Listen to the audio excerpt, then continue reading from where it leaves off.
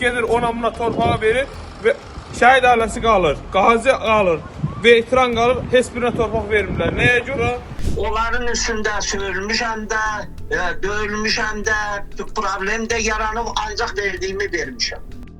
İmişli rayonunun Sərxanlı kəndində yaşayan bir qrup vətən müharibəsi iştirakçısı Barometr TV-nin qaynar xəttinə müraciət edərək bildirir ki, aidiyyəti qurumlar tərəfindən uzun illərdir süründürməçiliyə məruz qalırlar. Vətəndaşlar deyir ki, torpaq sahəsinin ayrılması üçün uzun illərdir müraciət etsələr də, bələdiyyə sədri onları aldadır.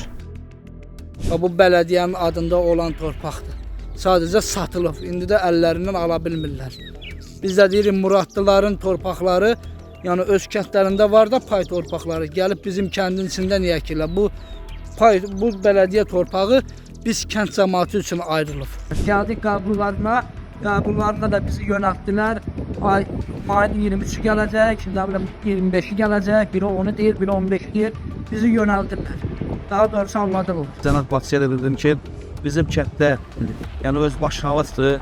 Yəni bu qazi veteranlara, şəhid arasında burada heç bir torpaq verilmir. Yəni hələ də biz hələ bu az miqdarda 165 nəfərin, demək olar ki, 60 nəfərin hələ bu torpaq verilir. Mesela Bakcan qabında deyir, gəlin bələdiyyəmiz özü verəcək torpağımız ortadır.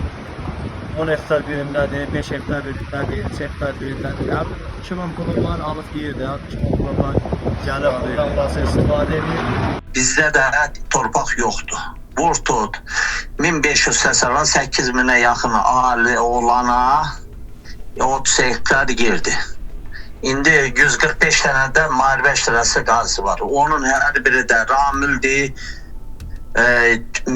təyin olunub da yeri verilib. Onun hamısı şəhid ailəsinin müharibə iştirası qazidir, hamısı verilib, hər birinə də 1 hektar yer veriləcək. Hər birinə. Ancaq kiminsə torpağı varsa, ona biz hardan verək? Əlavə torpaq. Dədə ayrı götürməlidir, bala ayrı götürməlidir. Belə bir şey olur, indi qanundur da. Ancaq torpaq bizdə az olduğuna görə hər birinə 1 hektar yer verilir. Onu da mən özümü buradan kimdə artıq var, alıb onları yerləşdirirəm.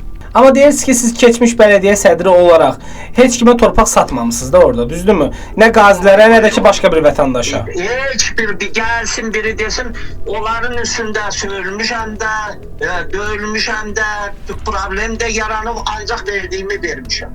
Özünüz də bilirsiniz, çox sağ olun. Ancaq mənim özüm də bilirsən, dəhratsız mümkündür. Az müddətdə də, məsələn, indi demirəm, bu ay, gələn ay həll elətdirəcəm. Ancaq mənim orada, yenə deyirəm də, mənim səlahiyyətim yoxdur, o bələdiyyə sədridir, ancaq onu mən özüm demişəm, özümdə həll edəcəm.